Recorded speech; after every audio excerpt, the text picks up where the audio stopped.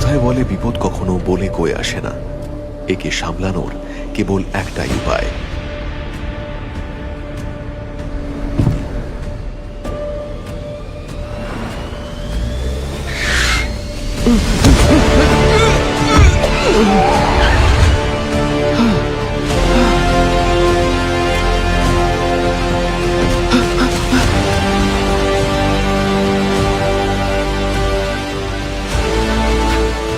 এই আমি কি করে ফেললাম? এ তো মরে গেছে।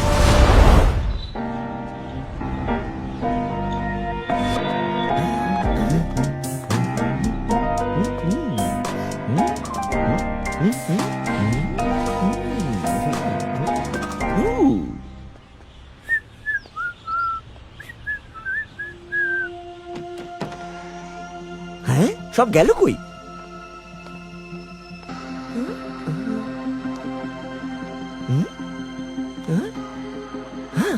যা বাবা, ওভেনে কিছুই নেই।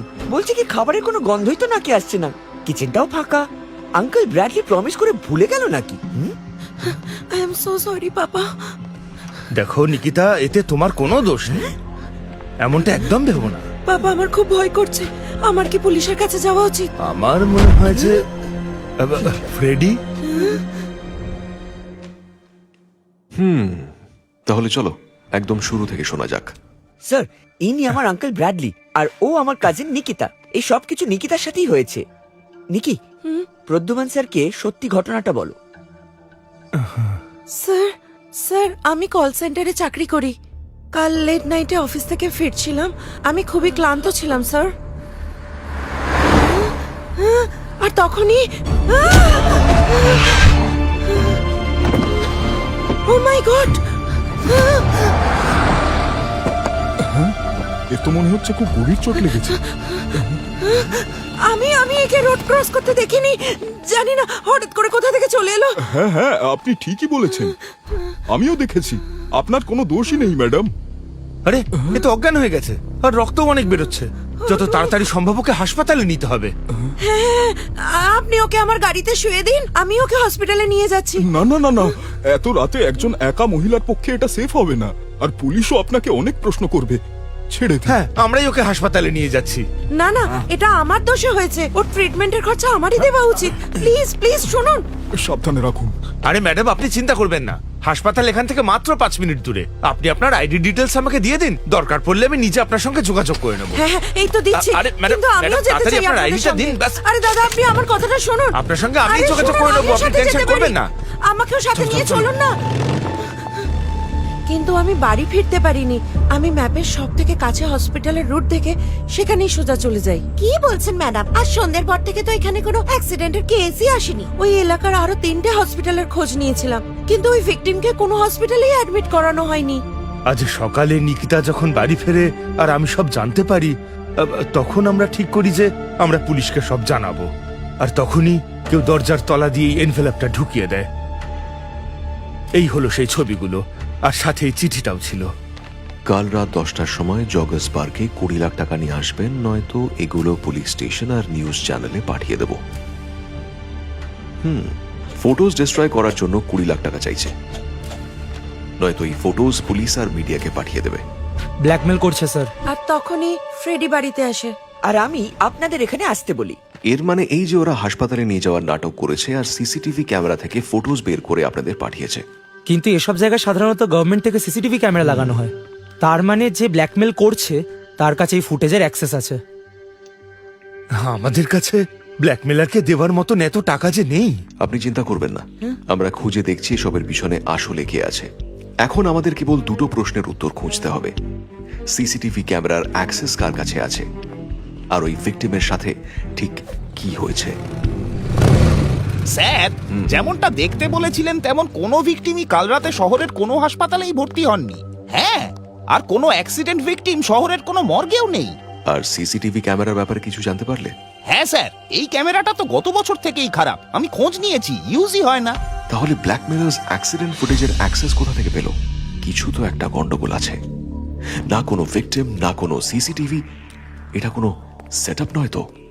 নিকিতা বলেছিল ওই লোকটা হঠাৎই ওর গাড়ির সামনে এসে পড়ে আর ওকে বাঁচানোর জন্য ও গাড়িটা ঘুরিয়ে নেয়। টায়ারের দাগ দেখে মনে হচ্ছে ওর ডান দিকে গাড়ি ঘুরিয়েছিল, তার মানে লোকটা বাঁ দিক থেকে এসেছিল। ও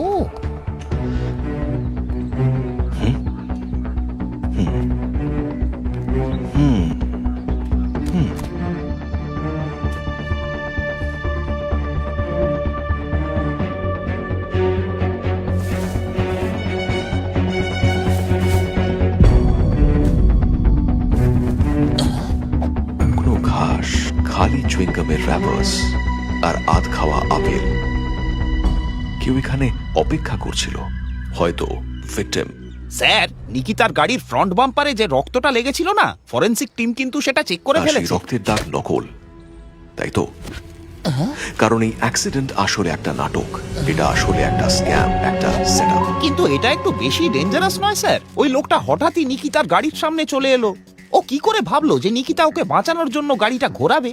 ধাক্কাও তো মারতে পারতো স্যার। নিজের জীবনের প্রতি ওর কোনো ভয় নেই নাকি? এটাই তো আমি বুঝতে পারছি না। সুশীল, হ্যাঁ, ফরেন্সিকে চেক করাও। ভিকটিমের জুতোয় কি লেগেছিল? Okay sir. আমার তো মনে হচ্ছে শুকনো ঘাস, কিন্তু এখানে আশেপাশে কোথাও শুকনো ঘাস নেই। হয়তো কোনো ক্লু পাওয়া যাবে।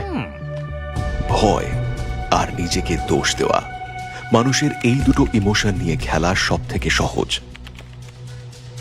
আর ব্ল্যাকমেলার্স এটা খুব ভালো করেই জানতো।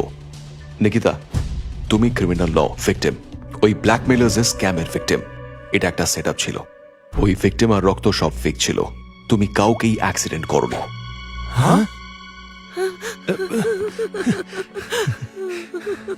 সেদিন থেকে নিকিতা নিজেকেই দোষারোপ করে যাচ্ছিল।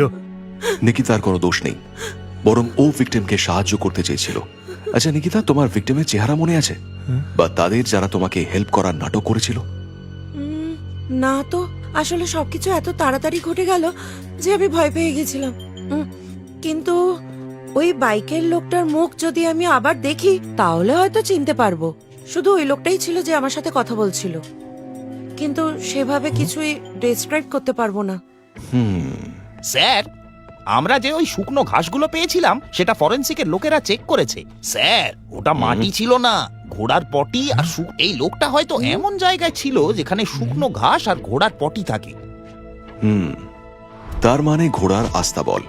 খোঁজ নাও এই শহরে বা আশেপাশে কোথায় ঘোড়ার আস্তাবল আছে, বা এমন কোনো জায়গা যেখানে ঘোড়া রাখা হয়।